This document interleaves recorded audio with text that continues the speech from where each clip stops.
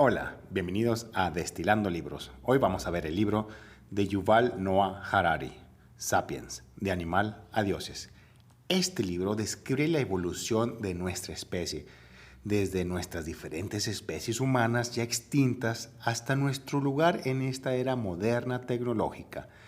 Como nosotros, nuestra especie, que no tiene piel gruesa, no tenemos la rapidez, no tenemos garras, ¿cómo pudimos dominar este mundo? Estas destilaciones te dirán las tendencias y desarrollos que el humano tuvo que hacer para estar arriba de la cadena. El autor es profesor de la Universidad Hebrea de Jerusalén y es especialista en la historia de la guerra y el mundo entero. ¿Para quién es este libro? Para quienes quieran saber sobre nuestra especie y cómo dominó el mundo, para quienes también quieren saber cómo el ser humano terminó siendo un capitalista que no le importa mucho el medio ambiente. Pero vamos, ¿qué vamos a aprender con estas destilaciones? Bueno, primero nos vamos a sumergir en el viaje de 300,000 años de la humanidad, pero nada más 300,000. Extiende a ambos brazos, lo más que puedas, ¿sí? Y deja que la distancia entre tus dos manos representen la historia de la Tierra. ¿Cuánta es la distancia que ocuparía la historia humana? ¿Un brazo hasta el codo? ¿O una mano, un dedo, una uña? No, ni siquiera cerca. Si queremos ver el espacio ocupado por la humanidad, necesitamos un microscopio muy potente para contar esa historia del humano. O sea que tenemos muy poquito tiempo en esta tierra. Y sin embargo, aunque hemos existido por un periodo de tiempo increíblemente corto, hemos logrado mucho. Ninguna otra especie ha acercado a dominar en el planeta de tal grado que nosotros lo estamos haciendo. Entonces, ¿cómo ha sido todo esto posible? En estas destilaciones exploraremos los elementos clave de la historia humana, desde el desarrollo del lenguaje hasta la creación de dinero, que nos han convertido en lo que somos hoy. En estas destilaciones descubrirás cuál fue el fraude más grande de la historia. La búsqueda de una vida más fácil es una trampa. También vamos a aprender el por qué la agricultura en realidad empeora a las personas. También el por qué se inventó la escritura para perseguir deudas vencidas y por qué las últimas décadas han sido las más pacíficas de la historia, pero se nos ha escapado algo muy importante: la felicidad de los humanos. ¿Están listos? Empecemos. Destilado número 1. Aunque no fueron los primeros humanos, el Homo sapiens vino a reemplazar a todas las demás especies humanas en la Tierra. Sí, los humanos somos bastante especial en dominarnos completamente entre nosotros y el planeta, e incluso nos hemos movido más allá de los límites de la Tierra para explorar y posiblemente colonizar el espacio. ¿Cómo hemos podido hacer tanto? Bueno, para descubrirlo debemos volver al principio, a la evolución de nuestra especie humana. Los humanos aparecieron por primera vez hace unos 2.5 millones de años en África Oriental, evolucionando de un género de grandes simios conocidos como Australopithecus, y estos primeros humanos, como el Homo rudelfinus y el Homo erectus, eventualmente emigraron, abandonando África Oriental por entornos más prometedores. Bueno, algo en la realidad, ¿verdad?, de hoy en día. La adaptación a estos nuevos hábitats los llevó a evolucionar hacia formar aún más Homo, el Homo neandertales en Europa y Asia. No fue hasta 300,000 años que apareció dentro de los humanos modernos el Homo sapiens. Esta nueva especie humana no era particularmente especial. Claro, tenían cerebros grandes, caminaban erguidos, usaban herramientas y eran muy sociables, pero también lo hacían las otras especies humanas. Por ejemplo, los neandertales cazaban un mayor grupo de animales usando fuego y también lo hacían los Homo sapiens. No había mucha diferencia. Y sin embargo, a pesar de que no hay tanta o nada particularmente especial sobre el Homo sapiens prosperó y se extendió por el mundo. Todas las otras especies humanas se extinguieron. ¿Por qué? Bueno, hay dos teorías para explicar esto. La teoría del entrecruzamiento sugiere que el Homo sapiens comenzó a aparearse con otras especies de humanos, especialmente con el Homo neanderthalis, y que eso resultó una fusión gradual de esa especie. Hay evidencia para respaldar esta teoría. El ADN de los europeos modernos contiene entre 1 y el 4% del ADN de Neandertal, así como parte del ADN de otras especies humanas anteriores. La teoría del reemplazo, por otro lado, sugiere que el Homo sapiens, gracias a sus habilidades y tecnología ligeramente superiores, empujó a otras especies humanas hacia la extinción, ya sea quitando sus fuentes de alimento o matándolos violentamente, ¿verdad? Entonces, ¿cuál de esas dos teorías es más probable que sea correcta? Bueno, es probable que ambas sean particularmente correctas. El Homo sapiens probablemente condujo a otras especies hacia la aniquilación y simultáneamente se cruzó con ellas. Destilado número 2. Con la revolución cognitiva, el Homo sapiens adquirió habilidades de pensamiento y comunicación que les permitieron conquistar al mundo. Ese se llama cognitiva, es un término que aún ahora los psicólogos los están usando, ¿verdad? Así que acabamos de ver cómo otras especies humanas fueron llevadas a la extinción por el Homo sapiens y cómo fue una combinación de pequeñas ventajas lo que dio la ventaja al Homo sapiens. Pero, ¿qué fue exactamente lo que les dio estas ventajas? La respuesta radica en la estructura única del cerebro del Homo sapiens. Hace unos 70,000 años, sí, 70,000 años, el cerebro de los primeros humanos modernos atravesó un salto evolutivo conocido como la revolución cognitiva. Este desarrollo les dio una mejora relativamente repentina en la capacidad intelectual. Con sus capacidades cerebrales mejoradas, el Homo sapiens pudo superar a sus rivales. Por ejemplo, comenzaron a formar comunidades más grandes y más sofisticadas, inventaron formas más complejas de herramientas y técnicas de caza, incluso comenzaron a establecer redes comerciales primitivas. Dichas ventajas significaron que el Homo sapiens podría encontrar alimentos y recursos incluso en los entornos más hostiles, mucho más fáciles que las otras especies humanas. Por ejemplo, para llegar a América, el Homo sapiens tenía que poder resistir las condiciones árticas del paso siberiano. Así que aprendieron a trabajar en equipo y cazar a los mamuts grandes, llenos de nutrientes, y hacer raquetas de nieve y ropa abrigada con su piel y pelaje. Esta revolución en la capacidad intelectual permitió a los humanos modernos aventurarse en los rincones más remotos del mundo, y comenzando en África. Se extendieron y colonizaron Europa, Asia, América e incluso Australia. Sin embargo, a medida de que la humanidad se extendió por todo el mundo con sus técnicas de caza mejoradas, dejaron un rastro de extinciones a su paso. Sí, en el libro viene bastantes especies que fueron extintas por las manos del humano, que pues, no tenían ni conciencia ahorita, yo creo, en ese entonces. Por ejemplo, hace solo 50,000 años, Australia estaba habitada por una multitud grandes mamíferos terrestres, perezosos terrestres, dice en el libro, de más de 6 metros de altura y armadillos del tamaño de minivans, de unas camionetas. Pero dentro de un par de miles de años de la llegada del Homo sapiens, la gran mayoría de estos animales se habían ido. Sí, los mataron. Destilado número 3. La capacidad del lenguaje complejo le dio grandes ventajas al Homo sapiens, permitiéndoles expandirse y prosperar. ¿Qué crees que ejemplifica mejor el concepto de sofisticación humana? Para muchos la respuesta es el lenguaje. El lenguaje humano es increíblemente complejo e intrincado, especialmente en comparación con la comunicación de otras especies. No será una sorpresa entonces que el desarrollo de un lenguaje complejo sea uno de los factores más importantes en la dominación del Homo sapiens. Veamos por qué es esto. El Homo sapiens son animales sociales.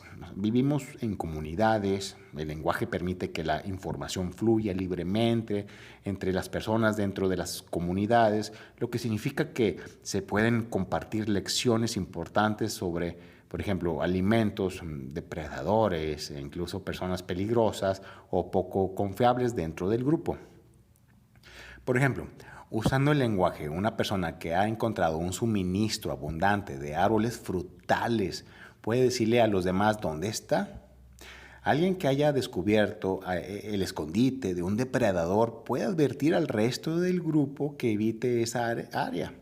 En ambos casos, el lenguaje le da a la comunidad una clara ventaja, pero quizás el mayor beneficio del lenguaje es que ayuda a crear un entendimiento común entre los miembros de un grupo, y esto es lo que le da a los humanos su ventaja única.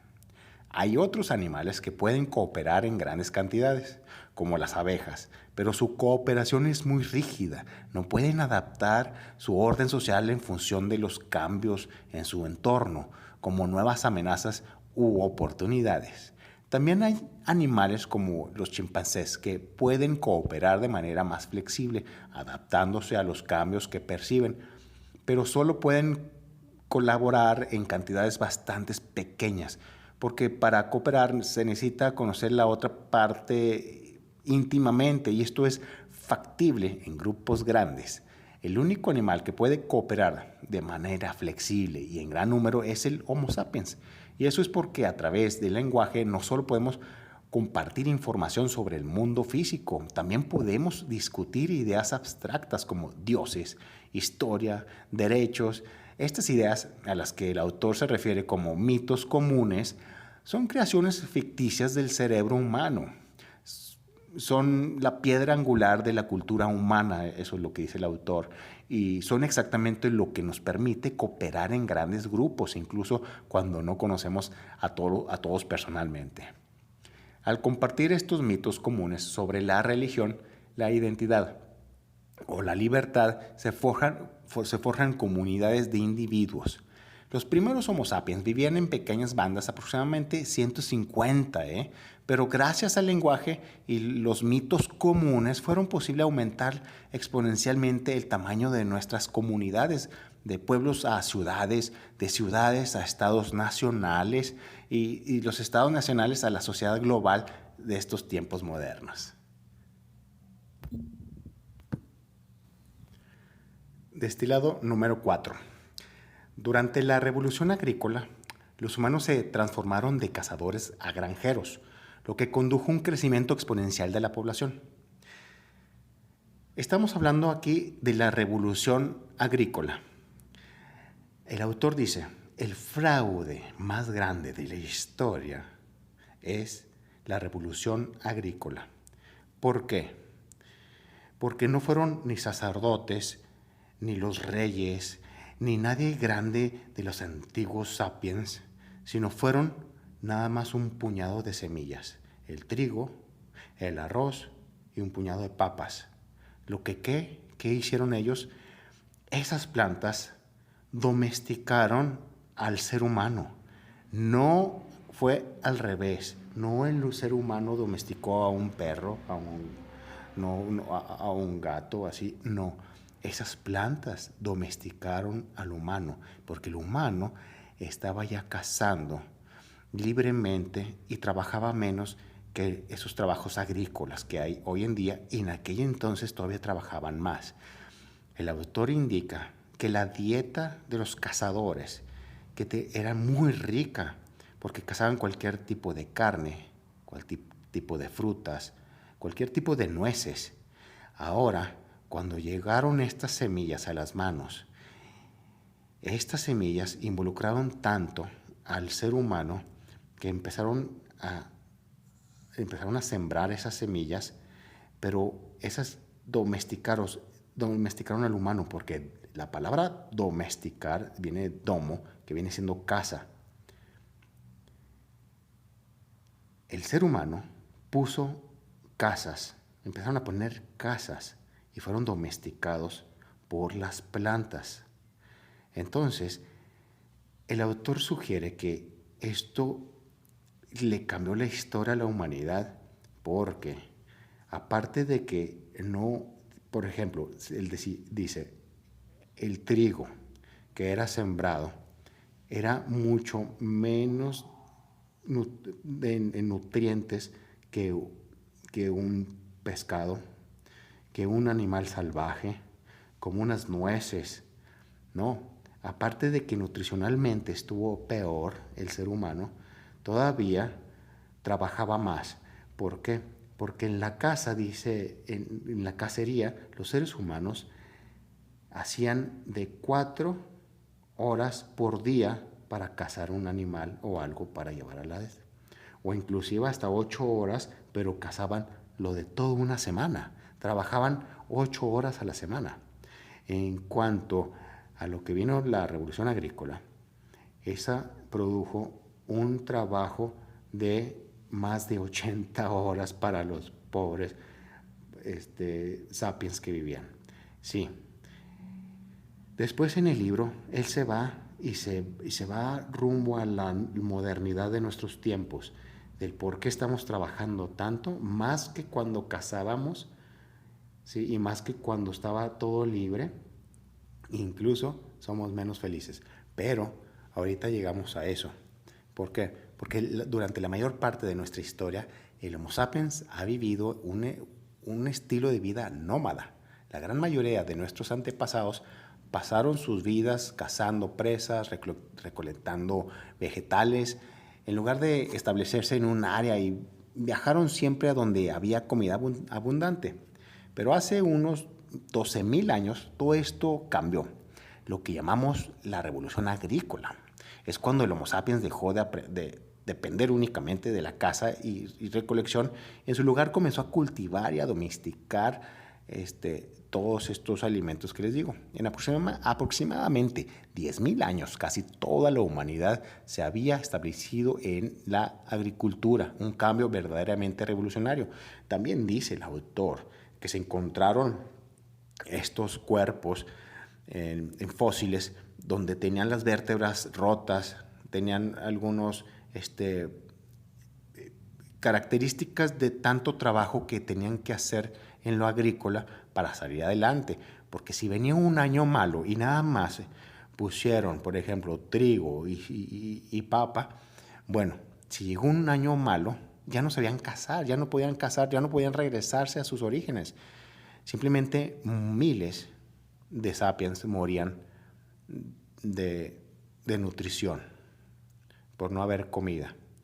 Entonces, fue un poco desconcertante todo esto. La agricultura puede darse por sentada hoy, ¿verdad? Pero es difícil ver cómo nuestros primeros antepasados favorecieron sobre el estilo de vida de cazadores-recolectores, porque todo indicaba que era malo, ¿verdad?, para ellos.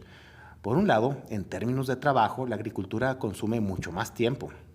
O sea, mientras un cazador recolector necesita las 4 horas, entonces en el campo se pasaban hasta noches trabajando en la agricultura. Y luego la calidad de la comida que ofrece la agricultura temprana proporcionó a nuestros antepasados una gama limitada de cereales, como el trigo, ¿sí?, que es difícil de digerir y carece de nutrientes y vitaminas como las nueces que existen, que se encontraban cuando estaban cazando. Compara esto con la amplia variedad de carne, nueces, frutas, pescado que un colector podía disfrutar. Entonces, ¿por qué cambió?, dice el autor. Bueno, hay 2 razones. Primero, el cambio de la agricultura fue un proceso lento y gradual. Con cada generación el proceso se arraigó más socialmente, y cuando los historiadores descubrieron las desventajas de la agricultura, ya era demasiado tarde para regresar, ya no querían regresar a lo antiguo. En segundo lugar, a pesar de sus muchos defectos, la agricultura tenía una gran ventaja. Era mucho más eficiente, eso sí. En solo una pequeña proporción de tierra, los agricultores podrían cultivar una cantidad de plantas comestibles. Este aumento en el suministro de alimentos significó que las sociedades humanas podrían sostener poblaciones mucho más altas, y así la población del Homo sapiens explotó. Pero el aumento de la población creó un problema. ¿Cómo podrían las sociedades hacer frente a tal auge de la población? Eso es lo que vamos a explorar en las próximas destilaciones. Destilado número 5. Para facilitar el comercio en grandes comunidades, los humanos inventaron el dinero y la escritura. La vida antes de la revolución agrícola era relativamente simple. Si tenía poca carne, simplemente podría pedirles a sus vecinos que compartan sus excedentes contigo.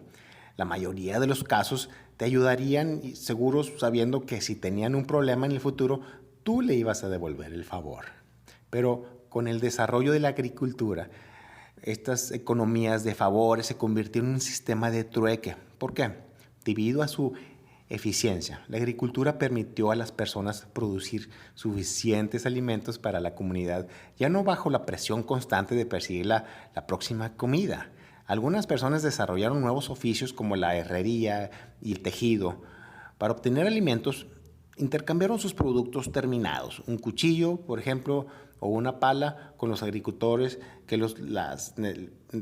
porque lo necesitaban. Pero muy pronto, esta economía de trueque también resultó insuficiente. A medida que el mercado de comercio continuó creciendo, se hizo más difícil encontrar a alguien cuyos bienes quisieras y que quisieran tus bienes a cambio, ¿verdad? Por ejemplo, si estabas tratando de obtener un cerdo jugoso de un granjero a cambio de tu cuchillo, ¿qué haces cuando ya tiene el granjero que tiene el marrano, ya tiene muchos cuchillos? ¿O qué tal si necesitaba un cuchillo pero todavía no tenía un cerdo para matar? Entonces, podría prometerte darte un cerdo en el futuro, pero ¿cómo sabes que mantendría su palabra? Fue en respuesta a tales problemas que en aproximadamente 3.000 años antes de Cristo, el Homo sapiens desarrolló la escritura y el dinero.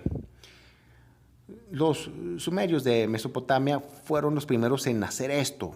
Para almacenar la información necesaria para los intercambios complejos, comenzaron a grabar las transacciones de las personas en tabletas de arcilla, imagínate, utilizando símbolos económicos simplistas. Casi al mismo tiempo, comenzaron a usar el dinero de la cebada como un método estandarizado de pago.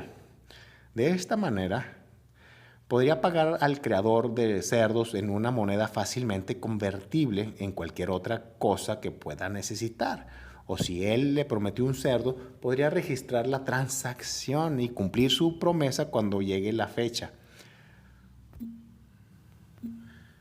Destilado número 6. El surgimiento de imperios y religión empujó a la humanidad en la dirección de la unificación global. Como acabamos de ver, la invención de la escritura y el dinero facilitó la realización de transacciones económicas y fue más difícil cometer fraude económico. Y sin embargo, esto no significaba que las economías de repente comenzaran a comportarse sin problemas o de manera eficiente. De hecho, a medida que las sociedades y las economías continuaron creciendo juntas, se volvieron más difíciles de controlar y regular. Entonces, ¿qué hicieron las sociedades humanas? Desarrollaron leyes, por supuesto, pero ¿cómo? Entonces, para regular el comportamiento de las personas y sistemas de autoridad para garantizar las personas y que obedecieran. Así nacieron las primeras sociedades jerárquicas, con un rey o un emperador en la cima, gobernando todos sobre todos los demás.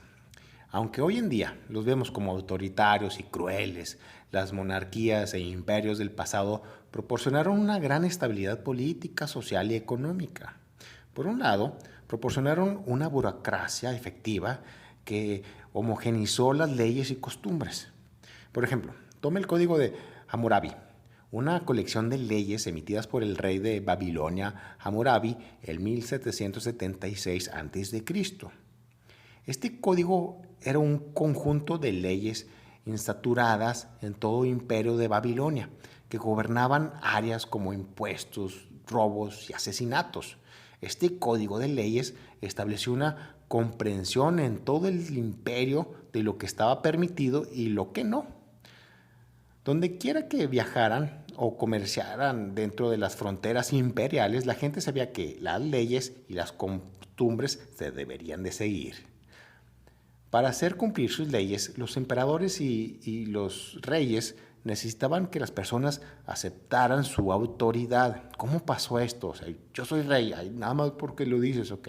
Bueno, esto se logró principalmente a fuerza de religión. Si la gente aceptara que el gobernante fue colocado en la parte superior por la voluntad del Dios, aceptarían mucho más el dominio imperial. Por ejemplo, el rey Hammurabi, legítimo, su gobierno y su código al declarar que los dioses lo habían designado para gobernar a los ciudadanos de Mesopotamia. Solo así pudo obtener toda la atención y el respeto de la gente. A medida que los imperios se extendieron, las religiones que promovieron crecieron tanto en alcance como en poder, a veces por la fuerza, a veces por procesos de asimilación gradual. El gobierno imperial logró acorralar muchos grupos étnicos y religiosos diversos en unas pocas megaculturas. Destilado número 7. La revolución científica modernizó a la humanidad, allanando el camino para las nuevas tecnologías, el imperialismo y el crecimiento económico también. Durante la mayor parte de su existencia, la humanidad ha sido una raza bastante pesimista. ¿Okay? La mayoría de las personas a lo largo de la historia no creían en sus propias habilidades, sino en el poder de un Dios todopoderoso. Y dado que Dios tenía el control sobre todos y cada uno de los humanos, no tenía sentido que los simples mortales trataran de hacer avances científicos o adquirir nuevos conocimientos. Era mejor sentarse y esperar su destino predeterminado. Sin embargo, en los siglos XVI, XVII, esta actitud pesimista y tonta comenzó a cambiar. Una revolución científica se extendió por Europa. En lugar de dejar que el progreso dependa solo de Dios, la gente comenzó a pensar cómo ellos mismos podrían mejorar la sociedad a través de la ciencia. Bueno, ciencia le llaman matemáticas, por ejemplo. Al aplicar los principios científicos de exploración y experimentación y observación, las personas dieron grandes saltos epistemológicos en áreas como la medicina, la astronomía y la física. Cada desarrollo ayudó a hacer la sociedad un lugar mejor para vivir. Tomemos, por ejemplo, la mortalidad infantil, por ejemplo. ¿Sí? Desde que se aplicaron los métodos científicos a la medicina y la salud pública, las tasas de mortalidad infantil han disminuido. En el pasado era común que incluso los miembros más ricos de la sociedad perdieran 2 o 3 niños por muertes prematuras. Hoy en día la tasa de mortalidad infantil para todos es de solo 1 de cada 1000 personas. Además de ser beneficioso para la salud humana, la búsqueda de la ciencia demostró ser buena para las economías, algo que muchos gobiernos europeos se dieron cuenta rápidamente. En busca de nuevas ideas y recursos para enriquecer a sus naciones, reyes, emperadores, colmaron de dinero a científicos y exploradores. Por ejemplo, el rey de Castilla financió el famoso viaje de Colón a través del Atlántico. A cambio de respaldar la exploración, el rey adquirió un enorme imperio estadounidense con abundantes recursos valiosos como el oro y la plata. Del mismo modo, el gobierno británico envió a James Cook a explorar el inexplorado Pacífico Sur, una empresa que le otorgó los territorios de Australia y Nueva Zelanda. En ambos casos, las economías europeas crecieron como resultado de la exploración y la innovación científica. Lamentablemente, las ganancias europeas se produjeron en gran medida a costa de las poblaciones indígenas locales. Sí, a Hernán Cortés, en el libro viene, y me encantó esto, a Hernán Cortés le preguntan, y viene ya dicho que pasó esta pregunta, le preguntaron, ¿por qué los españoles tenían tanta hambre al oro, al llevarse el oro, a obtener, a localizar, agarrar, llevarse el oro. Y Hernán Cortés dijo, lo que pasa es que yo y mis hombres tenemos un mal de corazón y es una enfermedad que solamente el oro nos puede curar. Y eso quedó escrita. Entonces, estas exploraciones hicieron que el mundo empezara a conocerse y a globalizarse. Destilado número 8. La sociedad global de hoy, con su creencia central en el poder del capitalismo, es un legado del imperialismo europeo. Acabamos de descubrir cómo muchos gobiernos europeos utilizaron el método científico para ampliar sus imperios y aumentar sus ganancias. Ciertamente funcionó. En el siglo XIX, solo el imperio británico cubría más de la mitad del mundo. Imagínense. Con este enorme alcance, los países europeos llevaron sus ideas a todos los rincones del mundo. Las costumbres locales, las culturas y las leyes fueron reemplazadas por megaculturas basadas en las normas europeas, ya sea la religión occidental, la democracia o la ciencia. Y aunque los imperios europeos han desaparecido hace mucho tiempo, todavía estamos lidiando con nuestra herencia cultural, con mucho. La mayoría de estas normas culturales ahora globales es el capitalismo.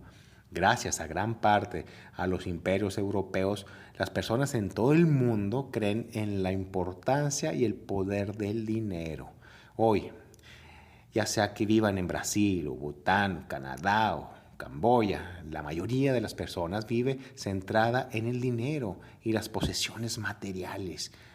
Todos queremos maximizar nuestros ingresos o mostrar nuestra riqueza con nuestra ropa y gadgets. De hecho, el poder y el alcance del capitalismo global, con el apoyo de la ciencia, está erosionando muchas de las otras culturas globales, especialmente la religión.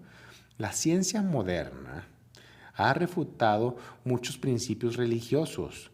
Por ejemplo, la mayoría de las personas han dejado de creer que Dios creó el mundo en 7 días. Ahora creemos en la teoría de la evolución de Darwin a través de la selección natural. A medida que se cuestionan las verdades de la religión, la ideología capitalista se destaca. Por ejemplo, en lugar de la creencia tradicional de esperar la felicidad en el más allá, hoy en día nos concentramos en maximizar nuestro placer en la tierra. Esto, por supuesto, nos lleva a buscar, comprar y consumir más y más productos y servicios diseñados para hacernos más felices. Entonces, en este capítulo habla de la felicidad el autor. Nos indica que hay estudios que sí, que son verdaderos en cuestión en que el dinero hace más felices a las personas, pero se ha encontrado que aunque ganes 50 millones de dólares el día de hoy, en 10 años vas a estar igual o menos feliz que como lo estás ahorita en cuestión de la felicidad. Sí, también habla de que si tienes un accidente el día de hoy,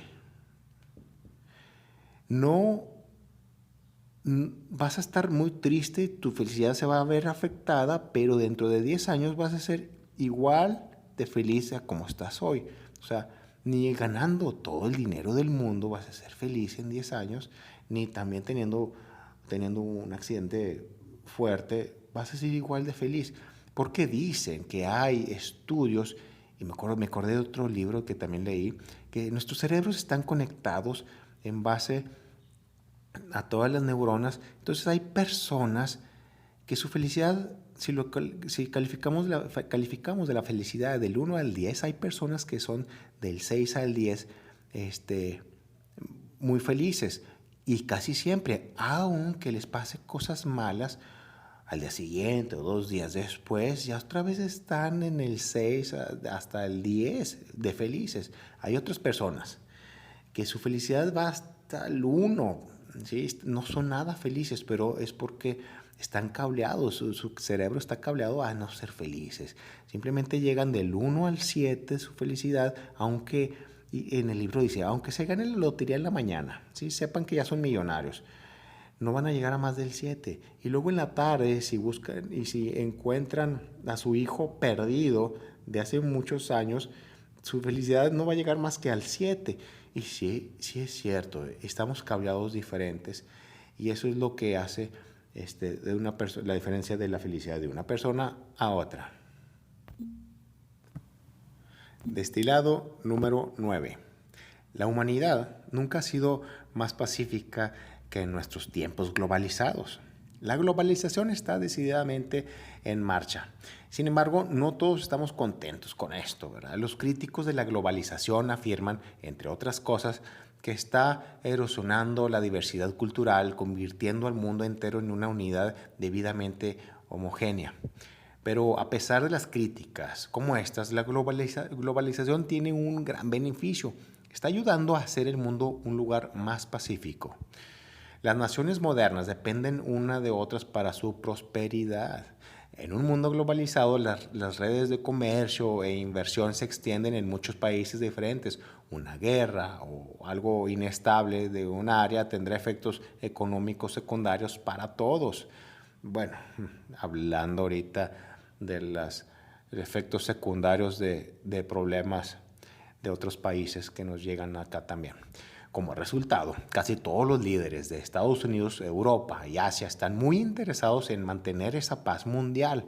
Esos líderes son enormemente multibillonarios y en su mayor parte funciona. Desde 1945, ninguna nación independiente reconocida ha sido conquistada y eliminada por otra.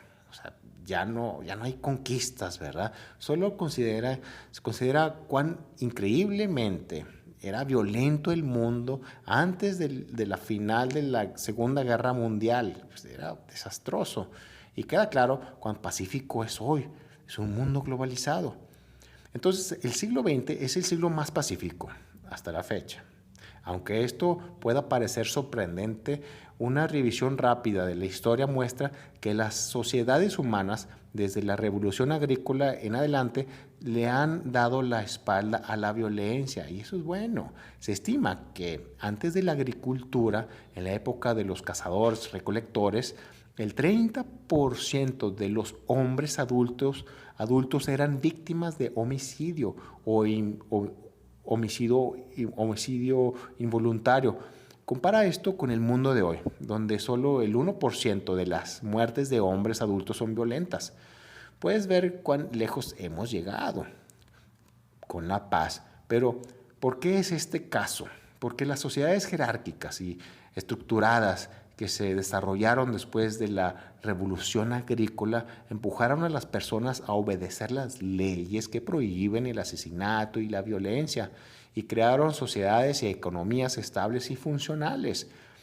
Entonces vivimos en los tiempos más pacíficos, pero no nos dejemos llevar, cuidado. Siempre debemos estar presente y con atención a las posibles fuentes de conflicto, ya que el estallido de una guerra internacional a gran escala hoy tendría un costo sin precedentes para la humanidad.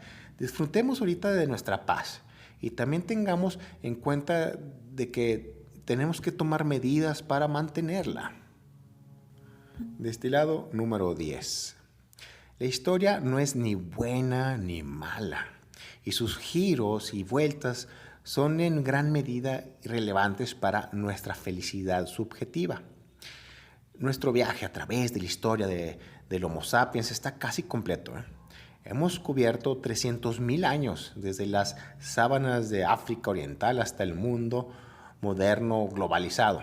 Ahora entendemos más o menos las tendencias generales detrás de la historia humana, pero realmente no hemos hablado sobre cómo esto nos ha afectado como individuos. Aunque nuestra salud, riqueza y conocimiento ha mejorado enormemente, ¿estamos más felices? De manera decepcionante, a nivel individual, la respuesta es probablemente es no. ¿Pero por qué no? A ver, los cuestionarios de bienestar subjetivo, emitidos y revisados por psicólogos, han demostrado que si bien los humanos experimentan aumentos de felicidad o tristeza a corto plazo o a largo plazo, nuestra felicidad ronda el mismo nivel. Por ejemplo, supongamos que pierdes tu trabajo y experimentas una fuerte disminución de la felicidad. En este momento pensarías que ese sentimiento es horrible y va a durar para siempre. Y sin embargo, dentro de unos meses de este gran evento triste, tus niveles de felicidad probablemente habrán vuelto a un nivel normal. O sea, hay que estar tranquilos por lo que está pasando hoy en día, ¿verdad? Tomemos un ejemplo histórico. Durante la Revolución Francesa, los campesinos de Francia probablemente sintieron una enorme felicidad al obtener la libertad, pero no por mucho. Porque después de este gran evento, el campesino promedio probablemente regresó, un ejemplo, preocupándose por su hijo que no sirve para nada o la cosecha del próximo año. Siguen preocupados, siguen infelices. Entonces, el Homo sapiens probablemente desarrolló este equilibrio entre la complacencia y la desesperación para asegurarse de que no fueran noqueados por un evento traumático ni lo suficientemente satisfechos como para dejar de luchar por cosas más grandes y mejores. Entonces, a nivel individual, probablemente no somos mucho más felices. Pero ¿qué pasa a nivel social? Okay. Con todas las mejoras en nuestras vidas, en nuestra calidad de vida, debemos ser más felices, ¿no?, que las generaciones anteriores. Bueno, depende de quién eres. La mayor parte de la prosperidad es generada por el avance humano. Ha llegado a los bolsillos de unos pocos hombres blancos. Para los que están fuera de este grupo, ya sean tribus, indígenas, mujeres o personas de color, la vida no ha mejorado en ningún lugar cercano a los mismos niveles. Sigue habiendo racismo. Han sido víctimas una y otra vez por las fuerzas históricas del imperialismo y el capitalismo, y recién ahora que comienzan a ganar igualdad.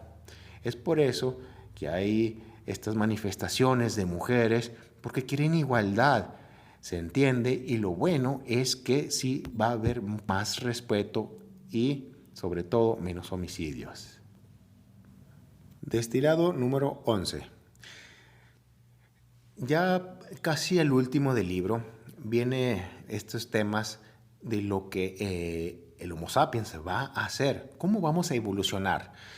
Bueno, a mí es lo que más me gustó del libro también, porque el Homo sapiens trascenderá los límites biológicos y eventualmente se reemplazará con una especie completamente nueva, según el autor.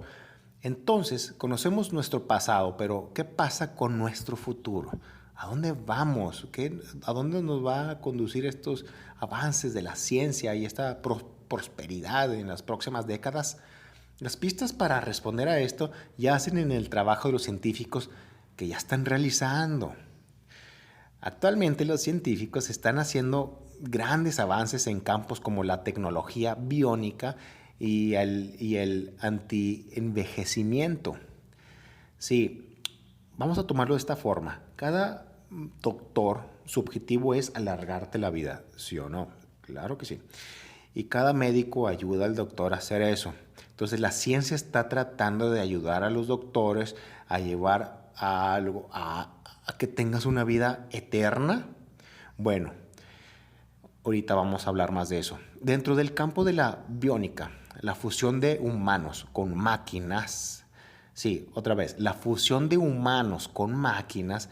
Los científicos han hecho avances impresionantes. Por ejemplo, cuando Jesse Sullivan, un electricista estadounidense, perdió los 2 brazos, los científicos pudieron proporcionarle nuevos brazos biónicos que podrían operar utilizando sus pensamientos y su sistema nervioso.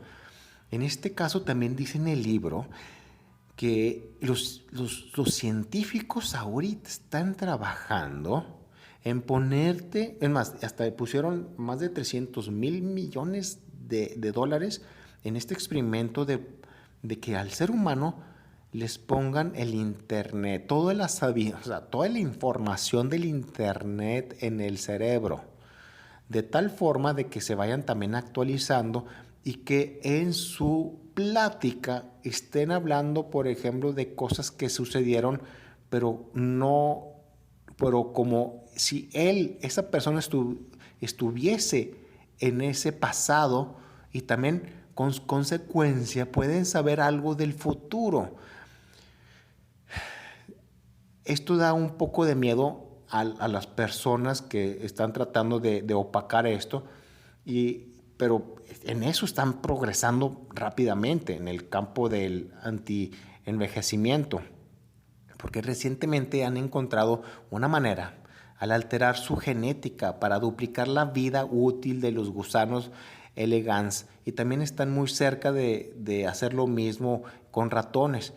Están diciendo de que pueden, en lugar de vivir a lo mucho 100 años el humano, lo quieren duplicar a que vivan 200 años. Estamos hablando de que cuando tengan 60 años los humanos se van a sentir de 30 años y están muy cerca de hacerlo. ¿Cuánto tiempo pasará antes de que los científicos puedan extraer ese gest de envejecimiento de los humanos? No sé cuánto. Tanto el proyecto para detener el envejecimiento como el desarrollo de tecnología biónica son parte del proyecto Gilgamesh, la gran búsqueda científica para descubrir la vida eterna. Entonces, ¿qué nos detiene? Bueno, en este momento el estudio científico en estas áreas está limitado por varias restricciones legales basadas en preocupaciones éticas. Sin embargo, estas barreras no pueden durar para siempre. Si la humanidad gana la más mínima oportunidad de vivir para siempre, entonces seguramente nuestro impulso de llegar allí eliminará todos los obstáculos. Es probable que en un futuro no muy lejano, los Homo sapiens cambiemos nuestros cuerpos tan drásticamente a través de la ciencia que técnicamente ya no contaremos como Homo sapiens, ¿verdad? O sea, vamos a evolucionar. Más bien nos convertiremos en una especie completamente nueva, mitad orgánica y mitad máquina. Simplemente nos ponemos internet en el cerebro, va a ser una máquina ahora, va a ser mucho más inteligente. Pero ahora hay que tener cuidado, dice, porque como nosotros los Homo sapiens aniquilamos y extinguimos a las otras especies humanas que había hace 300,000 años, hace 250 millones de años, no puede, va a tener que evolucionar y probablemente sea peligroso para nuestra especie, para la especie sapiens. Entonces, es muy probable que surja esta nueva especie de sobrehumano, de un tipo Superman. La única pregunta es ¿cuándo? Va a pasar, dice el autor, va a pasar, pero no sabemos cuándo. Y dice él que no estamos lejos de eso. Conclusión. Durante los 300,000 años, el Homo sapiens pasó de ser solo una de las muchas especies humanas a convertirse en la especie más dominante que jamás haya caminado por la Tierra. Comenzando con el desarrollo del lenguaje, la civilización humana se ha vuelto cada vez más sofisticada la vida, lo que lleva a la idea global interconectada que tenemos hoy. En conclusión, tenemos este gran libro que habla de la historia humana, que viene siendo un asesino, que viene siendo una parte que altera la naturaleza, que en las especies no les importa, han extinto varias especies de plantas, de animales, por estar en un territorio. Pero que gracias a todo lo que es la religión, hemos evolucionado a ser más pacíficos, ¿verdad? Entonces, él sugiere de no perder ser más felices, número uno. Él sugiere también de no perder esa fe de que estamos bien, que no vamos a dar un paso hacia atrás con algo fuera de civilizaciones. Y también él sugiere de que darle para adelante a la ciencia, porque solo así vamos a evolucionar. Bueno, espero que te haya gustado este resumen. A mí me encantó el libro. Son más de 17 horas, 18 horas escuchándolo, y en el libro es bastante grueso. Es un un libro que lo recomiendo bastantemente. Y muchas gracias por su atención y nos vemos hasta la próxima.